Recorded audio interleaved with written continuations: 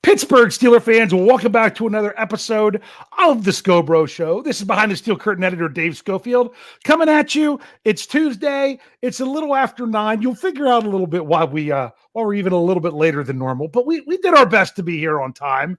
I was a little bit behind, had a softball game, but if we're here, it's time to talk about the Steelers. And who else am I going to talk about the Steelers with other than my big brother, Rich? Rich, how's it going tonight? Oh, it is going okay tonight. Okay tonight? Yeah, it is okay tonight. I've been a little off today. Have not been feeling the hottest. Running a very, very low type fever that's bounced up and down today. So I was laying down earlier, but I'm good now because ready to talk about Steelers. Got lots that I feel we can talk about because sure, we talk about it's the boring time of year, but there's never a boring time of year when it comes to talk about the Steelers. And of course, it's never boring because it's a chance that you and I just basically get to talk. But we're not going to be alone tonight. And we'll get to that in just a second. But I'll tell you this, I've had my ups and downs today. I had my downs because I was dragging because we had an enormous thunderstorm roll through in the night, which one of my children, you think about it. Usually you say 2 out of 3 ain't bad, but when 2 out of 3 of your kids sleep through a thunderstorm, that's great. But when you only have, if you have one that does it, it didn't matter if it was one or all 3 of them. So I was up in the night. I was dragging a little bit, but today I had to take my daughter to piano lessons, and I get in the car and turn on the radio, and guess what's on the radio? Renegade by Styx. Renegade's on the radio. So I'm like, as bad as this day was, this day just got a whole lot better. And today's kind of a special day for me as well. You probably don't realize this, but 15 years ago today, I moved into my house that I'm in right now. It was 15 years ago today. So I'm like, oh, that's really interesting. I still feel, I don't know that all my boxes are unpacked still. I can tell you what happened 20 years ago today. Okay. Sergeant Pepper taught the band to play. Oh, come on. So, I teased something already. I don't want to keep it waiting too long. This, in case you guys anyone's here tuning in for the first time, whether you're here with us live on Facebook or in the YouTube chat, this is our quote unquote family show. The reason it's family show is because it's just 2 brothers sitting around talking Steelers. That's what we do. But something else that we do here is that we like to include our BTSC family, especially when it's those that haven't properly been introduced. So we started this, what was it, a couple of seasons ago, where we would try to have on every person who was a writer for Behind the Steel Curtain. A lot of our podcasters that we have now made their debut with you and I. Well, of course you did, but Kevin Smith, the first time he did a podcast, it was with us. Shannon White, I'm pretty sure the first time he did a podcast, it was with us. Jeffrey Benedict, I'm pretty sure the first time he did a podcast, it was with us. I don't know. I know we had the Aussies on to hype their new show from the podcast side, but I don't know if we were the first ones or not. But a lot of people make their BTSC podcast debut because we like to bring them on as people that are contributing to the site. We have one of our new contributors. When I say new contributors, he's been contributing to Behind the Steel Curtain for a while now as a volunteer, but is now officially on staff. So what we are bringing in, one Bradley Locker, who had an article at BehindTheSteelCurtain.com today. He's joining us tonight, and we're going to talk about this article because it was a great topic, wonderful topic for us to have for the show. So, Bradley, we got you up. I think you are unmuted. How's it going this evening? It is going phenomenally. Very happy to be making my BTSC podcasting debut, and no better 2 people to talk about the Steelers with on this great Tuesday evening now. Yeah, I was going to say, you're a time zone away from us, aren't you? Yes, I am. I'm in Central Time. There you go. So what we've learned now, I don't remember who said it. I can't remember if it was Andrew. I can't remember if it was one of the Yins talking about guys, one of the Aussies. Somebody started referring to it as Pittsburgh time. So that's all I'm doing anymore now. Forget this Eastern stuff. It's just after 9 o'clock Pittsburgh time. So Bradley's here. Bradley, Yes, I know people are already giving you a hard time in the live chat. Before we came on the air, my brother did the same thing because of what's over your left shoulder. Yes. You know what? We don't care about baseball on this podcast. We really don't. So we'll ignore, for those of you on the audio side, that Yankee symbol. I care about baseball on this podcast. I don't. I don't care about baseball. Go ahead, Rich. I care about baseball on this podcast if Kyle's playing. Oh, if Kyle's playing, okay. Go ahead, Bradley. I definitely do not dislike the Pirates at all. Like, I think the Pirates doing well is something I would like to see for all the people I know from Pittsburgh. Hopefully, I heard a report that they might call up O'Neal Cruz soon, so that would be a lot of fun. We'll see what happens there. I have noticed when they've won some games, but I keep saying this for a while. I don't think I could name 5 players on any major league team right now since I stopped doing fantasy baseball a couple years ago. But Bradley, when did you start writing for Behind the Steel Curtain, even just as a volunteer? I started April 2020, so right around the start of the pandemic. I think it was also like the 2020 NFL draft. And if I remember correctly, the first piece I ever did was talking about Chase Claypool being drafted, and I compared him to Martavis Bryant.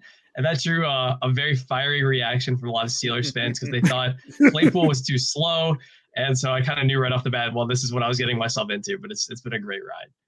Yeah. Now, then we were able to bring you on staff here recently to where you're contributing, but that's also not the only SB Nation site that you're on staff with, correct?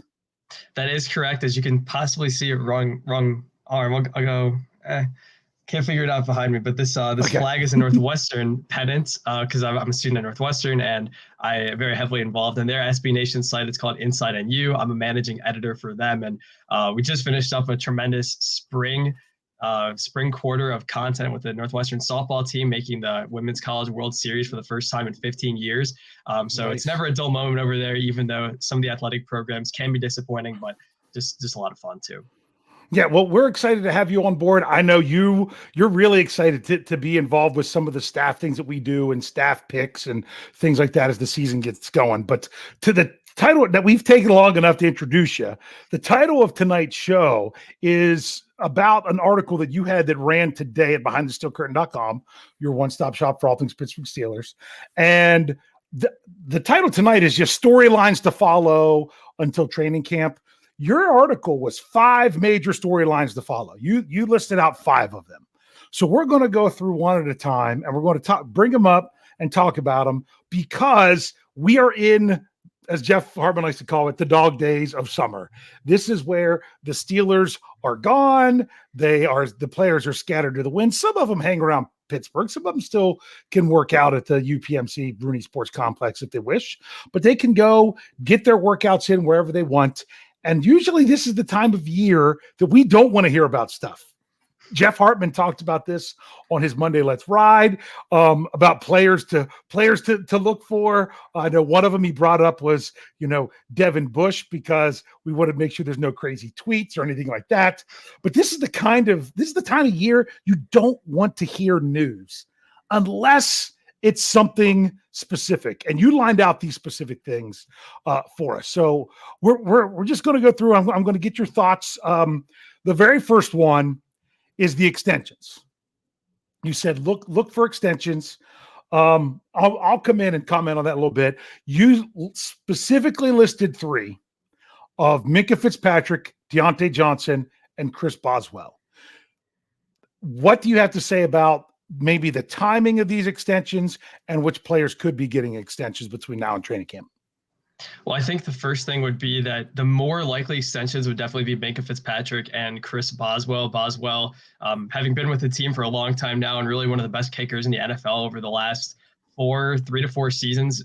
I guess since that 2018 disaster, he's just been amazing. And I know, I don't really know if a lot of Steelers fans were considering an extension for Boswell, even though he is a free agent at the end of the year. But then Danny Smith kind of gave us some context clues, the Steelers special teams coordinator, and said, well, Boswell is slated to get a new deal here pretty soon. So I think as a result of that, Steelers fans should keep an eye on Boswell. And the numbers for kickers are still very surprisingly cheap. When I was checking Spot Track and to get the contract numbers, I saw Justin Tucker was the highest average annual value at just $5 million a year, which definitely feels like a steal. I know some guys like Skip Bayless have said he should be making $30 million. I don't know about that, but I do think Boswell will make somewhere comfortably more than he's making right now, probably like $5 to $6 million a year seems fair. And he's only 31, if I remember correctly. So Boswell is definitely a guy to watch. And then Minka Fitzpatrick, too, one of the best safeties in the NFL, definitely a top 10 safety in my book, and one of the best free safeties. And since he's come to the Steelers in 2019, just has been amazing and a true game changer on that side of the defense. So Minka should get a deal probably around 18 to 20 million a year. Nothing has really materialized of the safeties. We've seen a lot of the receivers, and I'll get to that in a second. But the highest paid safety in NFL is still Jamal Adams at just under 18 million. And Adams is a solid player, but was he worth all that the Seahawks gave up to acquire him? Probably not.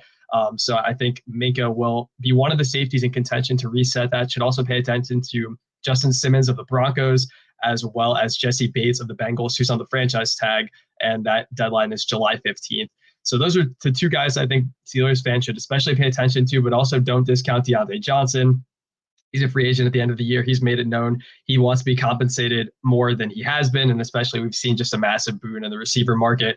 Guys like Christian Kirk have really offset that, and Hunter Renfrow and Cooper Kupp getting their dues this past week. So I think Deontay, an extension could probably be around 5 years, 85 million or so, probably a little more than that, just because the market is going to continue to trend up and up, especially as some people have noted with the salary cap potentially expanding with new TV deals. And I know I made an article, I think it was last week, explaining why I thought the Steelers should extend Deontay Johnson, but Steelers fans were very, very mixed on that idea. And many of them were kind of scornful about the fact that Deontay wants a bigger contract. So, yeah, I definitely said, Rich, anything you want to say specifically about those three before I ask the next thing about it?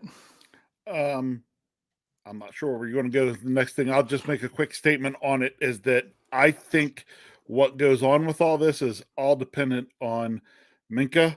The longer it takes before that gets done, the less likely I think you'd see the other ones. See, because that's what I was going to ask, is the timing. Where do you what do you think, Rich? I'll ask you first. The timing of these contracts. For their, not saying that there aren't continuing talks going on, like, you know, with Boswell's agent and with Deontay's agents, and you know, there's talks about what kind of things could be there. I really don't think anything's going to get too serious until the Minka deal would get done, because that would help with your cap space to have the flexibility on the others. Boswell potentially could get done, because again, we're not talking near the type of money for a kicker.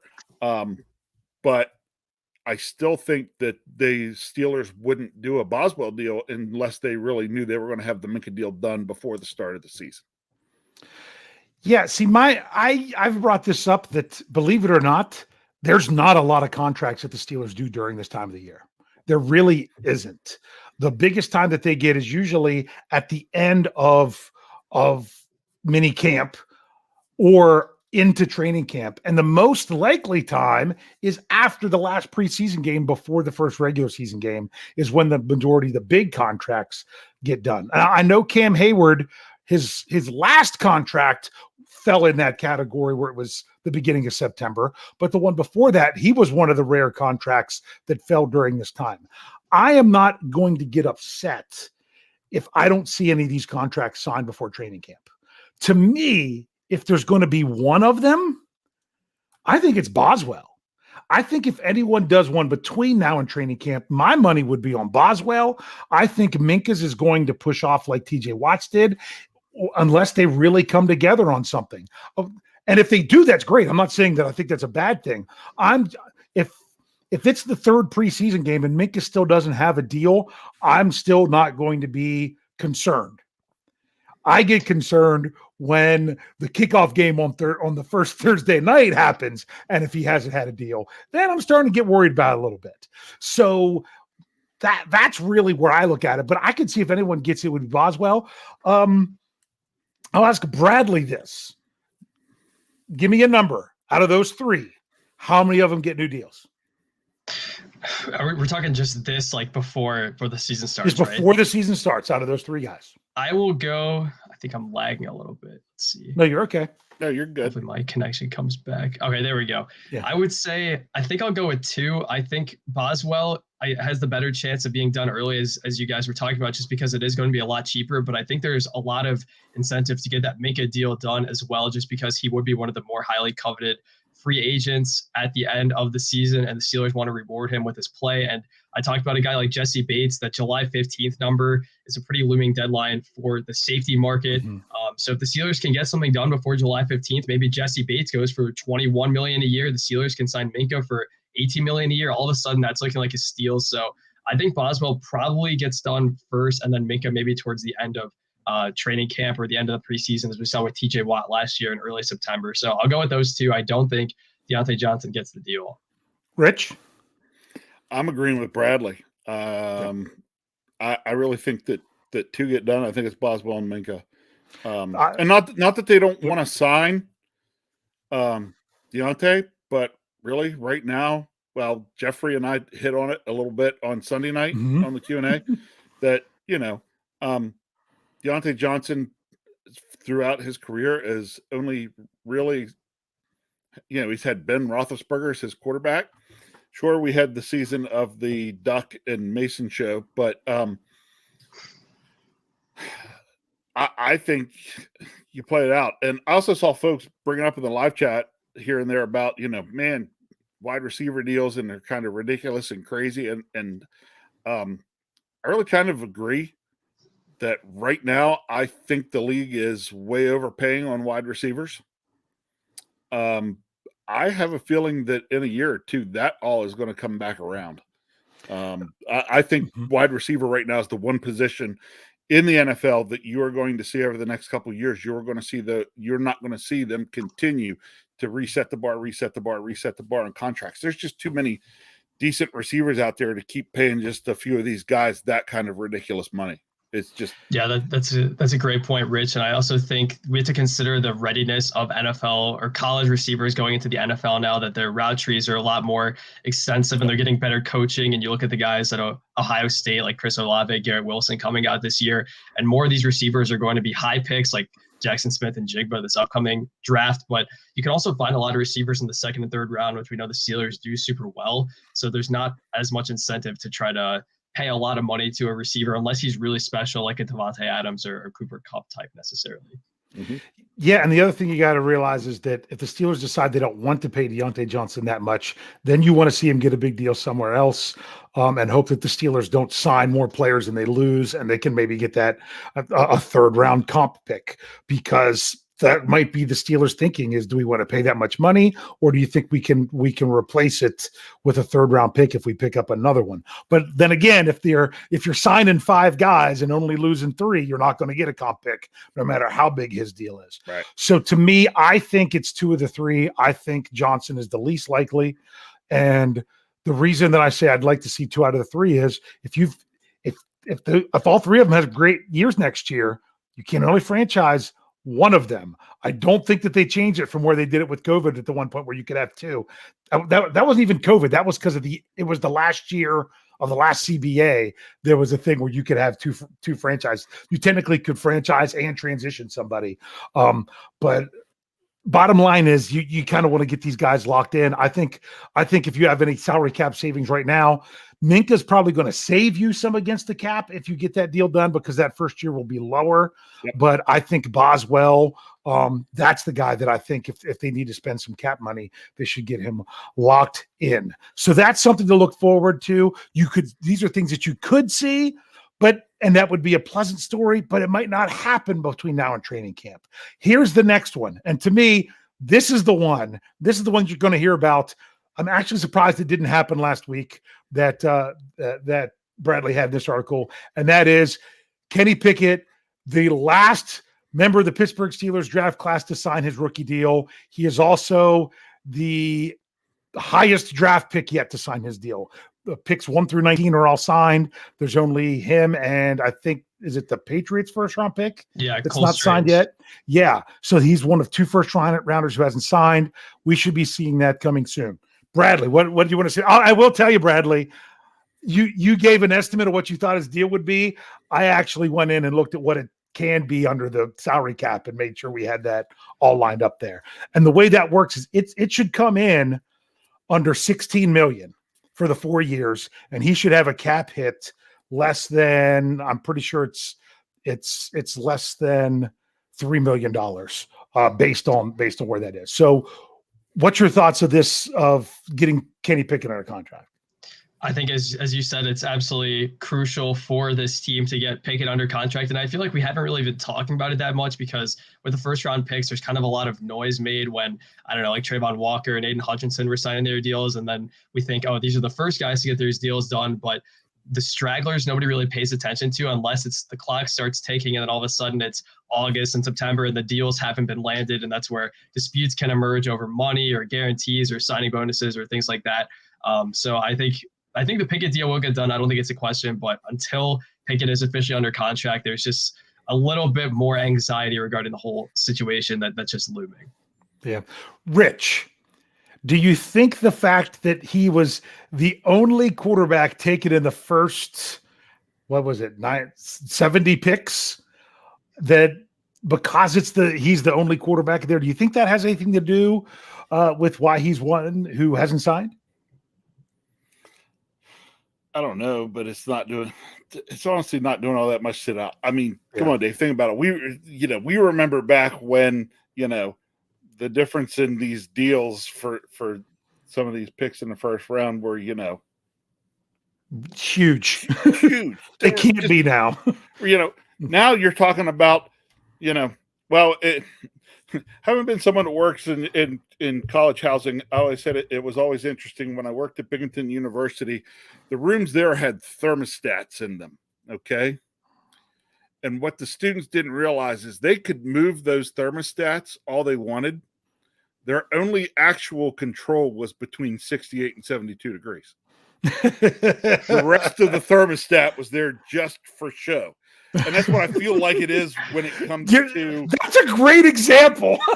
Yeah. That's what I feel it is now, ever since 2011. Players are drafted in a certain slot. Their amount of wiggle room of what goes on with their contract is so narrow. Yeah. I don't sweat it getting done. I really don't. I don't sweat. No teams really, I think, really in the end, sweat these contracts getting done like they used to. Well, I think the biggest thing that it comes down to is how much are you guaranteeing? Yes. Because that's the different thing. And being a quarterback, and a quarterback who may or may not win the job, you don't know when, I don't want to say if, but you still have to say if and when he ultimately wins the job, when is that going to be? So that's part of the reason you're trying to get, as much guaranteed money and things like that out of this. Because if you notice, the signing bonus is pretty much set in, but it's how much are you making? You can only increase their salary so much each season under the guidelines of the CBA, but it's how much you decide to guarantee that contract is really the biggest thing. Bradley, anything else you want to say to close it up on that one?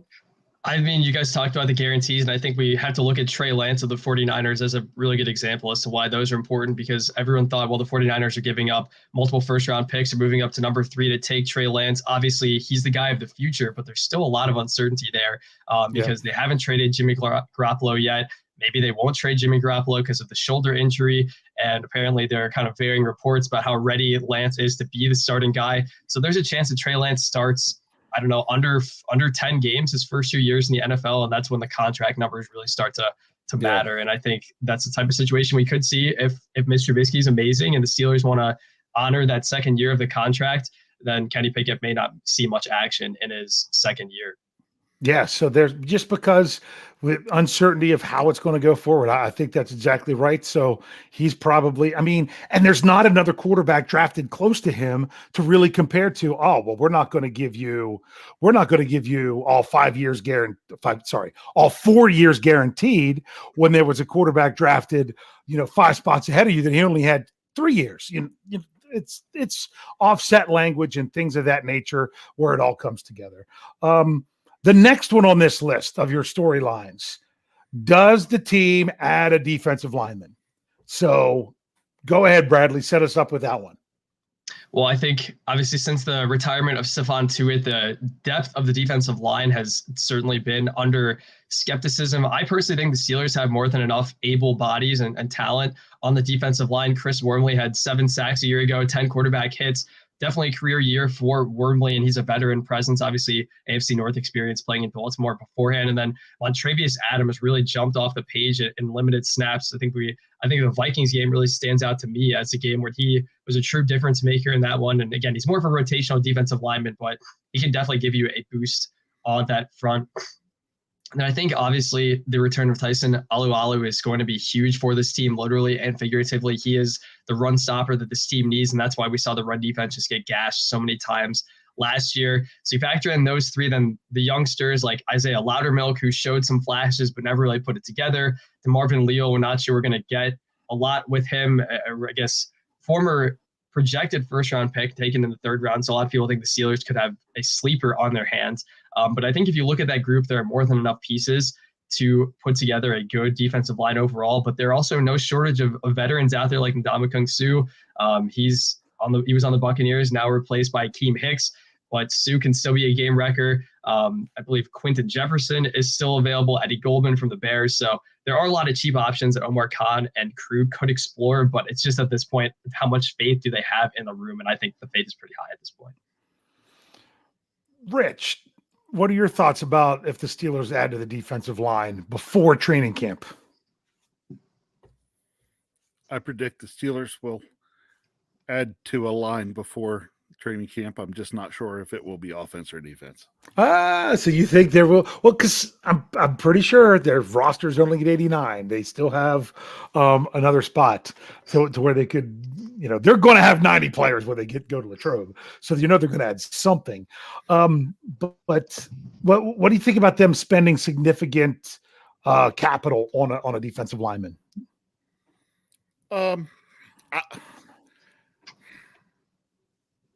I'm not sure that they're going to. Okay. Those discussions, though, I'm sure were probably happening this week. Really. Yeah. They're happening. Yeah. As we came out of OTAs and as we came out of minicamp, I'm sure that the coaching staff has sat down and there's been discussions with the front office of where they feel they are. I would imagine, again, with both lines, offensive and defensive line, do they feel they have a need in one of those areas? Is there an area that they think they might have a bigger need than another? What people are out there and available, what kind of money would they look to spend? I think there's conversations that are probably happening this week in terms of what some potential options could be for them. I don't know that the Steelers, do they have to go get another defensive lineman? I don't think they have to. They don't have to, no. Yeah, they don't have to. Could they? Yeah.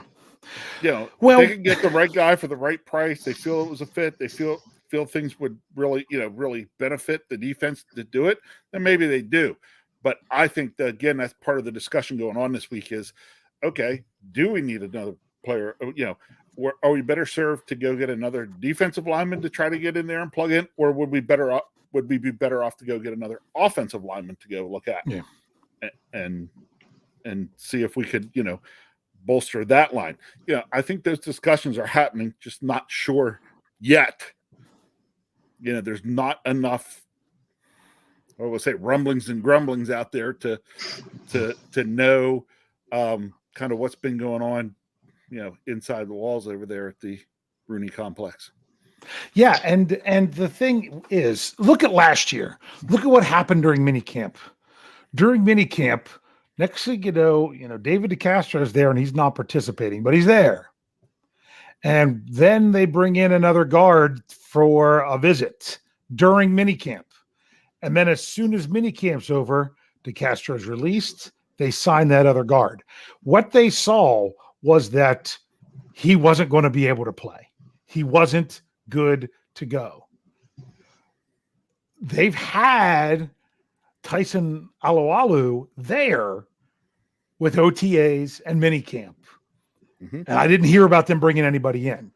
So that tells me, even at 35 years old, that right now they feel that he is good to go. I think if there was any question about Alualu, then I think they need to get somebody else, because I don't think they can afford to be down both players again next year. Now, when you look at it, last year, people are like, oh, it was so terrible. It's so terrible. Yeah, but you haven't lost anyone on the defensive line. You've gained Alualu back, hopefully close to what he was in 2020. You don't know, Father Time is not very kind to many people. So you don't know if he can be anywhere close to that. But you also know that he didn't have a lot of wear and tear on his body last year because he only appeared in 2 games. And apparently the ankle injury was good to where he could have a regular off season and he wasn't having to continue to rehab. I heard that. I don't know if that's true, but that was something that I did hear. Then you add a 3rd round draft pick. So to me, I don't see any reason to think that the defensive line would be worse than last year.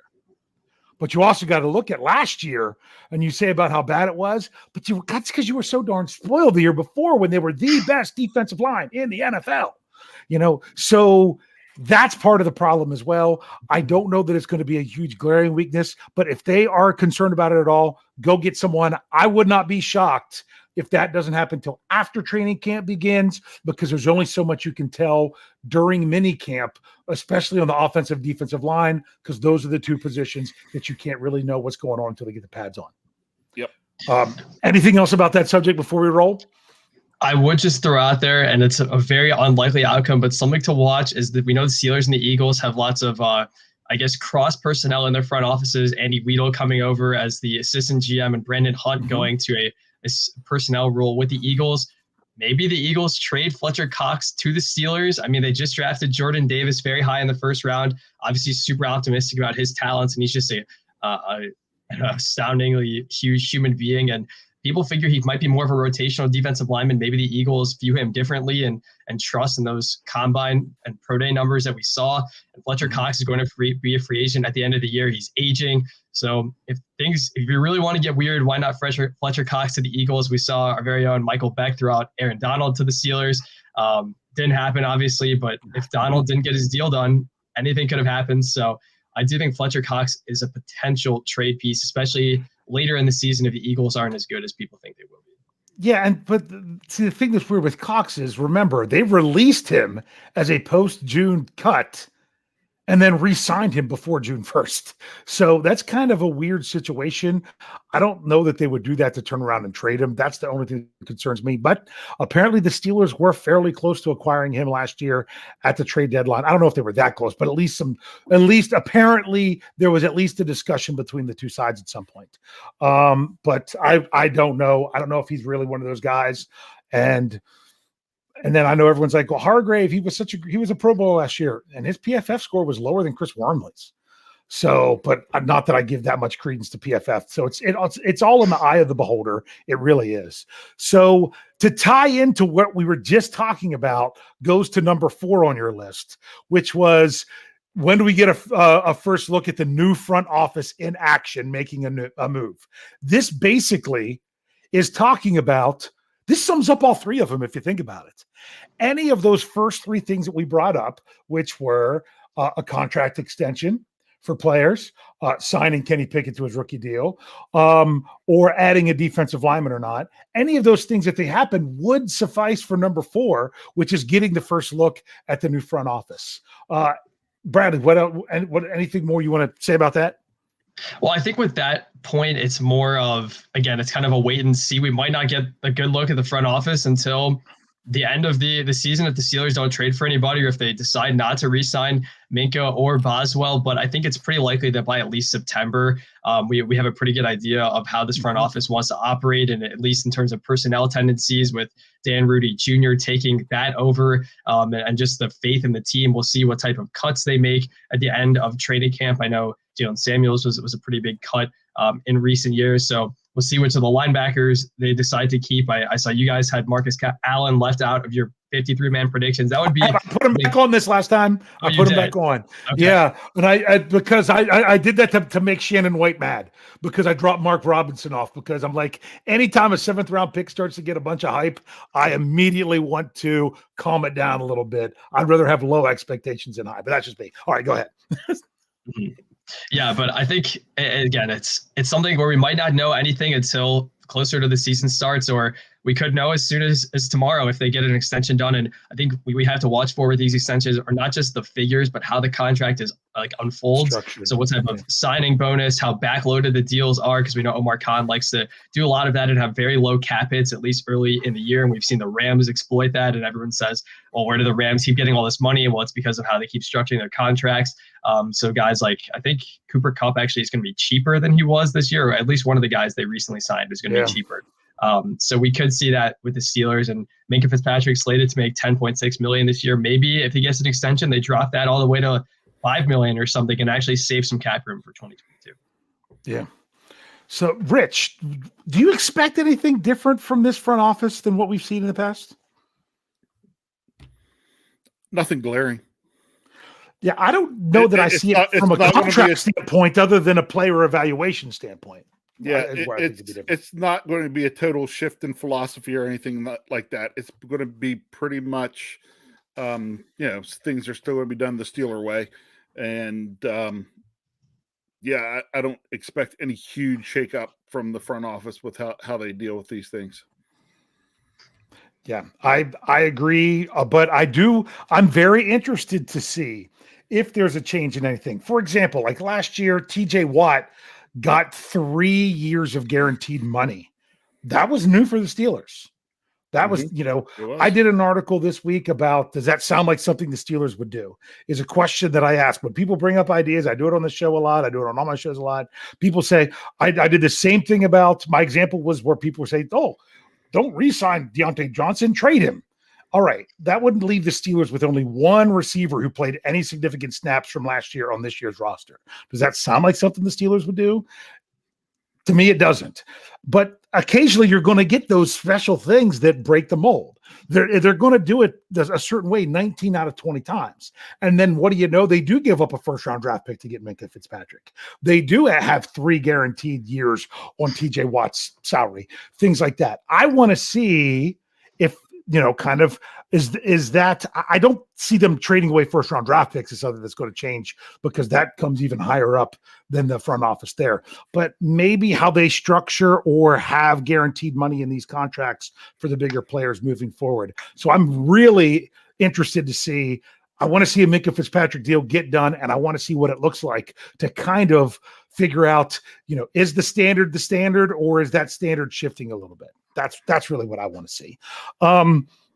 But one thing, I got another thing just to throw out there to both you guys. I know we're running low on time, but something the Steelers have done pretty much every year, and they have not done this year. They still have the chance to, but they haven't. What has the Steelers front office not done this year that they've done in the past? Any idea what I'm talking about? I'm going to guess with everybody last year. Go ahead. I'm going to guess, well, they still have $20 million in cap space left. So I feel like it has something to do with that and potentially using more of it. Because now that, you still have to sign Kenny Pickett, but you still have probably a good 16, 17 million to use. Kenny Pickett's not going to cost more than $2 million after displacement. So that's going to get down to 18. Then you got another $5 million that they're going to need for their last 2 players on the roster that'll count when they get down to 53, and to sign your practice squad. That's going to leave him at $13 million. Guess how much money they had last year after they signed TJ Watt and gained a little bit of money back? $13 million. It's really about the same. This isn't, they aren't dealing with buku money compared to past years. Once you factor in these things they still need to do. But they didn't do something this year which could give them even more money. Is it restructure contracts. The Steelers could restructure TJ Watt for a little bit more than $17 million. And it actually wouldn't kill his cap numbers in the future. They would make them about what they are this year, because they're actually a little bit lower in the years to come. That they had that. I think that's why they structured it this way, that they could. But my goodness, if they don't need to, I'm just glad they didn't. I don't know why they restructured Derek Watt last year. There was no reason to restructure. They didn't gain much money from it. And then but they didn't know the DeCastro thing was going to happen, which allowed them to carry more money into the season than they expected. So, and they used the void years, but then again, they carried the money into the next year to help cover those void years. So I think I like that they haven't restructured, but I still wouldn't be shocked to see if they end up doing it. Rich, do you think they'll restructure any contracts before I think now in the start of the season? I think they're prepared to do it if they need to. Especially because you're talking the fact that, the cap guru Omar Khan is actually now the GM. He's got one, and I'm sure, like you said, with TJ Watt, they've got something he's got one in his back pocket that he's like, hey, we could do this really quick. It's guaranteed anyway. Right. Exactly. Yeah. It's like all it does is shift around the sides when we all it changes is the date we cut checks on, Yes. Is he going to get it now, or is he going to get it each week? Right. But I like the fact that why do it unless they need to. Have to. So it's like, oh, well, maybe we do need to go do something. Well, okay, let's do this restructure real quick so we can free up a little more cap space and do it. I mean, think about it. They could almost double their cap space with TJ Watt. They really could if they wanted to and if they needed to.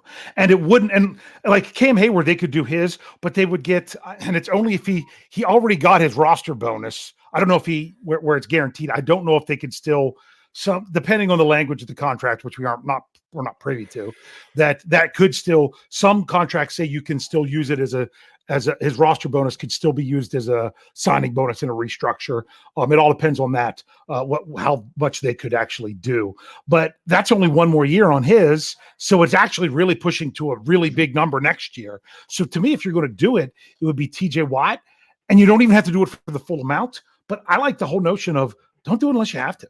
Really don't unless you have to. And if you need to, only do as much as you need. You don't have to restructure all 17 million. You could say, oh, it would be nice to have another 6 million.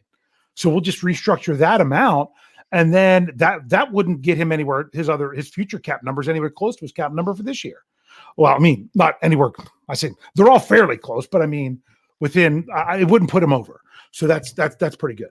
So let's get to the last one before we finish up the show here. The very last one, because it's a fun one. What stadium are we going to next year? Is it Heinz Field, or is it going to be something else? This is something that I think is interesting to watch over the next 6 weeks. I think you hit the nail on the head with this one here, Bradley, because I think this one's going to come down. I don't know that this would carry into training camp. I think we'll have an idea. So go ahead and set that up for us real quick. Well, you mentioned the idea that going into when the Steelers are in Latrobe, I mean, they held training camp in Heinz Field, well, formerly Heinz Field last year, not going to be the case this year. But I think if they were to go back to their stadium, we would definitely see this resolved probably by early July, because I guess where are you going to tell fans to go? Like, if Heinz Field isn't the name anymore, you can't say calling all Steelers fans to like Steelers Stadium or anything. You got to have a pretty outlined name by then. So I think the fact that they're going back to St. Vincent College kind of buys them a little bit more time. But this deal with Kraft Heinz expired in 2020. They renegotiated in 2021 and kind of made an interim deal. But there really hasn't been much progress made. The latest we've heard from different outlets is in March they were talking, and I guess somewhat confident that they could get a longer term deal done. But I think I would like to see it stay Heinz Field, but there are a number of pretty big conglomerates out of Pittsburgh, maybe like Giant Eagle Stadium. People have floated. No, say it right. If you're going to say it right. No, he doesn't know how to say it. He's probably one of these people that thinks it's pop and not soda. Sorry. No, that's a cut on Andrew Wilbar. Sorry. Because they like to ask people that in their interviews. It's how is it, Rich? Say it right. Giant Eagle. Okay. Eagle. Okay. The word out there was last year. The only other thing that was really a player in the name was the only other one that I would be okay that it would go with if it's not Heinz Field, and that was U.S. Steel. The U.S. Steel Center in Pittsburgh. And the problem is Kraft Heinz has moved so much out of Pittsburgh. That's the problem. Yeah. So, Rich, is preference number one to keep it the same? I don't know. You know? I'm really not sure. Yeah. For lots of reasons. Honestly, though, if you're going to be the Pittsburgh Steelers, I've always wondered this, who out there still controls what's left of the, Carnegie fortune? Mm-hmm. I'd love to see it named after Andrew Carnegie. Oh, there you go. I never thought of that one. The Bad. basically, the founder, the godfather of the steel industry in Pittsburgh. There you go.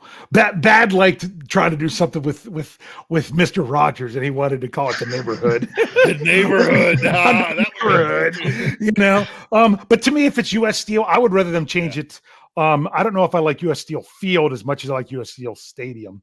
You know, I wouldn't even mind if they do too. What if it's Heinz Field at U.S. Steel Stadium? Like the field is Heinz and the stadium, you know. Yeah, we saw that with that.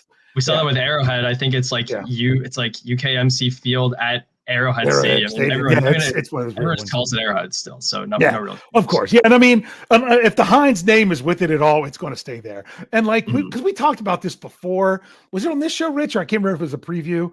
No, it was at your house. And our brother-in-law said, I guess they would change, if it's U.S. Steel Field, they would change the ketchup bottles that pour out to where it's, you know, the molten steel that comes down and rolls onto the. I mean, they can make that change. So, cool. or like someone said, I think it was Wes might have said in the live chat, Iron City beer. That you'd have to get the beer cans and have it flowing down there. Iron City. So, smelting pots. Thank you very much there, Steel Dog 88. Get the smelting pots. You had trouble with that I had to figure that out for you when Jamie brought up. You guys couldn't figure out the smelting pots. Yeah, smelting. Yeah, I was just, I'm sorry because now it's something else about smelting that I'm not going to get into that story. So that would be that would be pretty cool, but I think it'll get resolved. I mean, obviously it's going to have to get resolved, but that would be my choice. So guys, we're really running over. Rich, do you have any suggestions for our big question tonight? Well, why don't we go with what we were? That's what I was going to say. Yeah, why don't we go with it? So I want you to know: are we throwing Heinz Field out? I know you haven't put it out there yet, you know, but some things that were flying before we even brought that up, and I kind of like this one. Scho Bro Field. Reginald Rivers said it should be Scho Bro Field, and you know why not? So Dave, pay the money. Right. Yeah, there we go. So our question is, I'm going to ask you guys each before anyone else puts it out there. What's the name of the Steelers stadium? Well, remember, it's not just for the Steelers, it's for Pitt and everything. Yeah. Next year, if it's not Heinz. Bradley, what do you think? I think they could still have it as Well, I think everyone okay, so we're not going to rule out Heinz? All right. Okay. Are we not ruling out? They'd really be up for keeping that. I'm not necessarily up for keeping that. I'm a bigger fan. I wish it would be U.S. Steel. Okay, so Rich, you're going with U.S. Steel. I'm going with U.S. Steel. Option to stay. Okay. Bradley, what about you? I mean, I think for posterity's sake alone, if you want to keep the fact that Kenny Pickett played all 5 years at Heinz Field, you can't change the name in his rookie year, and then people will get you on technicalities like, oh, it's not Heinz Field anymore. It's DSG Field now or something. So I think they keep it Heinz Field. It's just the Steelers like to maintain, the standard, and I think that's just one of the staples of the franchise having it Heinz Field. There you go. Wow, we've got them coming in. So I put the question out there so people know they're supposed to wait. Sean Manahan. I don't know if Pedro's was actually his answer because he put an LOL. I don't know if if it is his answer. Put it in there again. I'll bring it up again. Put it in again, Pedro. Yeah. Sean Manahan said Pittsburgh Steel Stadium. Okay. George Teston says Three Rivers. Okay. Johnny Bravo, Bradley Locker Stadium. Sounds good to me. Wes likes U.S. Steel Stadium. He's like me. He likes the U.S. Steel, and I like Stadium better than Field. Okay. Steel Dog 88 says UPMC Field. Okay. That one wouldn't surprise me. I'm not a big fan of that one. You already have the whole complex, Pitt and the Steelers and UPMC. You can't make the Field UPMC too. No, because that's where the Penguins, isn't that UPMC or is that PPG? I think that's PPG. I've been there. I don't even remember what it's called. PPG. Jerry Terry Band, Grassy Knoll Field, but you have to spell it. No. Okay. Doc Holiday says Arthur J. Rooney Field, and BF Bud says Heinz Field. Okay. Steelers Pittsburgh says Iron City Beer. Had to spell it for me to pronunciate it right. Yes. But they would like Iron City Beer, Iron City Field. I don't know. Okay. Pedro put it back in there. That's what he wanted. Yep. Three Rivers. Yep. Okay. I haven't been just because it's just me and she's our buddy. Yeah. I'm going to bring it up because usually you only allowed one, but she's special. But she says either said put a Hines stay. Yep. or Three Rivers. She's nostalgic. Yes. Yep. Hines That's or all Three right. Rivers. She's liked Yep. the names of the stadium. She doesn't want it to not be one of them. Nothing Reginald says Joe Greenfield.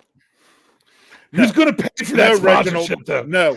No, Reginald. If you're going to name, it would be Mean Joe Green. Mean Joe Green. Yeah. Yes. If you're going that route, you got to go all the way.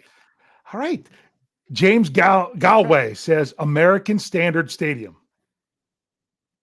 That's a new one for me. It's kind of boring, but no, I mean, the standard is the standard. That's what it'd be. We're now there for. I'm already starting to laugh at what's probably going to be the next one. But Brian Keene says the Beehive.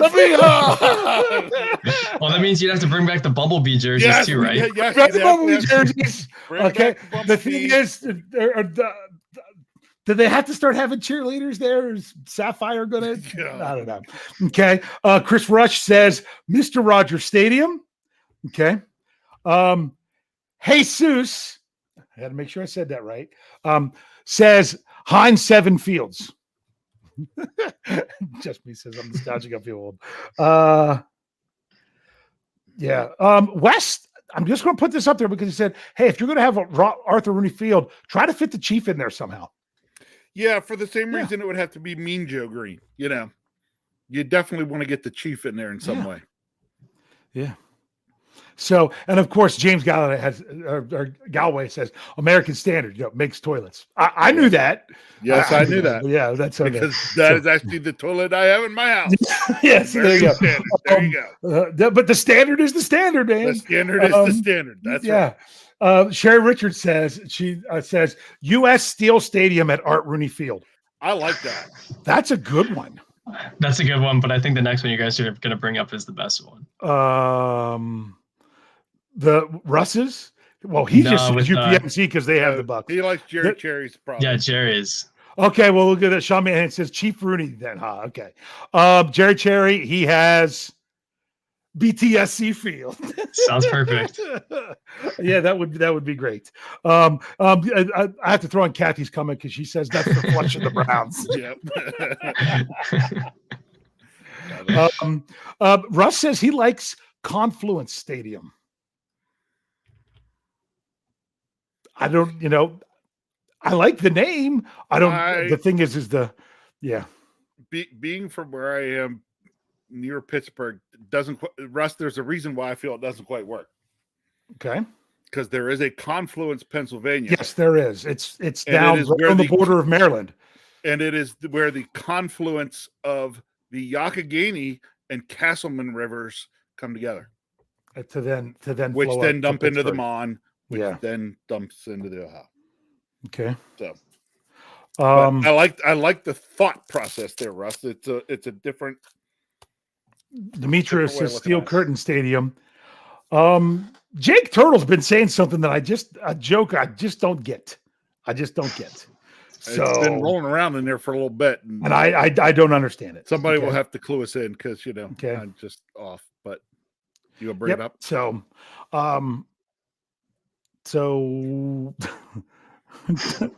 Duck Road Stadium. So there we go. We've had a lot of them, and we're really running. Bradley, thank you so much for joining us, Dan. I hope you had a good time. It was nice to get you out here. Let those that are watching on YouTube or Facebook, now they have a face to put with the name. As long as you are tuning into or checking out BehindTheSteelCurtain.com, your one-stop shop for all things Pittsburgh Steelers.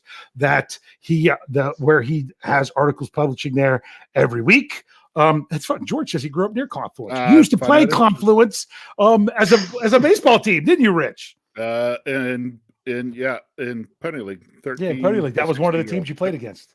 It's funny. They're telling you need to get some Steelers. Look, I got my table towel right here. Okay, we're good. So you get the towel. It's just not hanging up, but I got it right with me. And sorry, I didn't have you on the screen when I talked about here in Renegade earlier.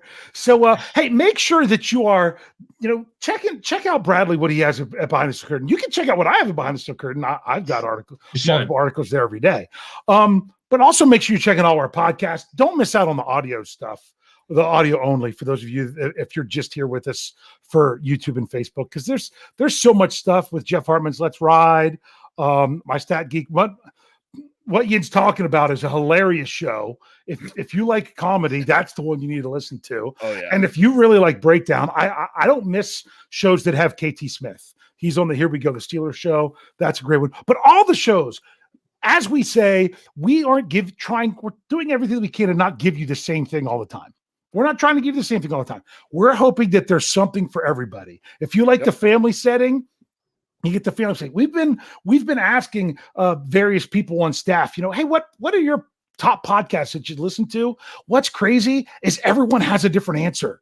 Everyone has a different answer. Some of them like this one, some of them like that one. So make sure you're checking them all out, because for all you know, you might have not even listened to your favorite BTSC podcast yet if you haven't checked them all out.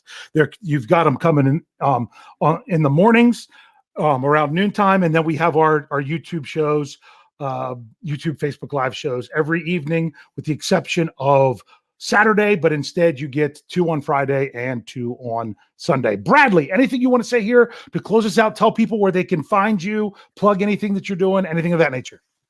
Well, again, it was an absolute pleasure to be here, make my BTSC Scho Bros debut. You can find me on Twitter at Bradley_Locker, always firing off takes about the Steelers, about whatever's happening in the sporting world. Also, as you can tell, a big Yankees fan, but I promise I don't tweet too much about the Yankees, so don't be turned off by that. Don't be turned off by the Northwestern content if you're not into that. I think I bring a pretty good blend of all things.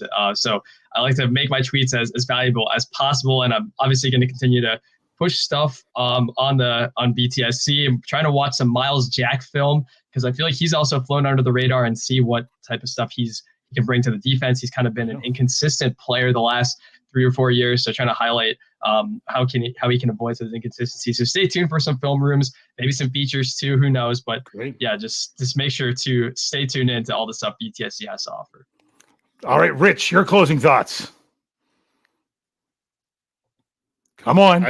I could just make it short and sweet. That's up to you. Because we're up against the clock, Just, you know me, Dave. I'm just ready to talk more Steelers. Can't wait.